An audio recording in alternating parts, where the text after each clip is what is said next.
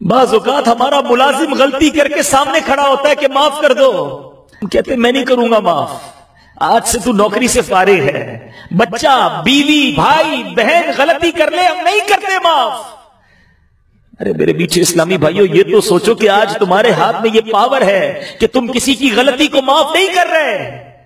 کوئی تو ہے جس کے ہاتھ میں میرا بھی پاور ہے، جو مجھ پر بھی قدرت رکھتا ہے۔ اگر ہمارے ساری غلطیوں پر اگر پوچھنے لگ گیا، اگر ساری غلطیوں پر حساب کتاب دینا پڑ گیا تو کدھر جائیں گے ہم لوگ؟ معاف کرو، کیا پتا یہی معافی ہماری معافی کا سبب بن جائے۔ درگزر کرو، کیا پتا یہی درگزر کرنا اللہ ہمیں معاف کر دے۔